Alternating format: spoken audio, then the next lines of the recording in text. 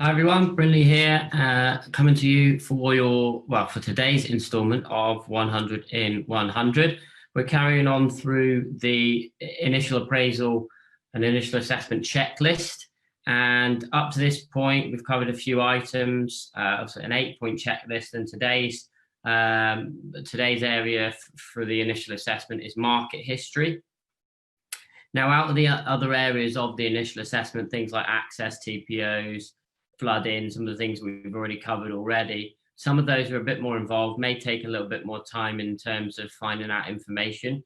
Market history is relatively straightforward and it doesn't take too much time at all, really. The purpose of looking at market history, obviously, it depends on how you've come across the lead or the opportunity in the first place. Obviously, if it's been passed to you via an agent or an intermediary, or you've identified something that's already on the market, then you know somewhat that it's got current status in terms of on the market. But what we want to have a look at, regardless of whether it's on the market or off the market at the moment, is just take a little look back into the history of the site, if there is any online.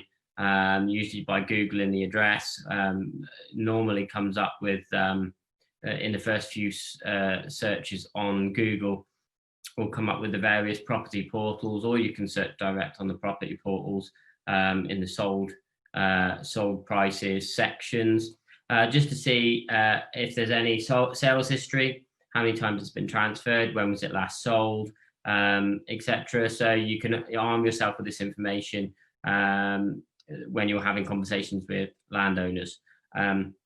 You may or may not choose to bring up the information, but it's good information to have nonetheless. So essentially all we're looking for at this stage with regards to market history is, well, if it's on or off market now or previously, and if it is on the market or was on the market, how long was it on the market for, potentially, if you can find that information out, and at what price was it previously advertised or is currently advertised. And generally, the only reason that we're looking to do that, certainly with regards to price, is to get an idea of expectation. It's nothing to do with our numbers. We wouldn't carry it through into our numbers or anything like that. We purely work on a residual basis when it comes to land values, but it gives us an idea of the expectation of the owners.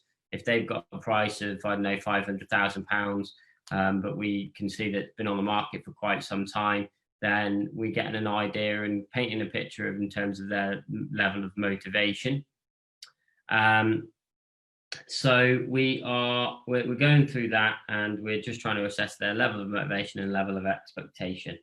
Now, while you're doing this, obviously, if you're using the property portals, if you haven't already, although you should have, because you should have done it as part of the high level numbers assessment before the initial appraisal, is that we want to have a look at local values at this point as well. So while you're on the portals, you might as well, if you haven't already, have a look at the local values in the area, similar properties or properties that you're looking to build on site.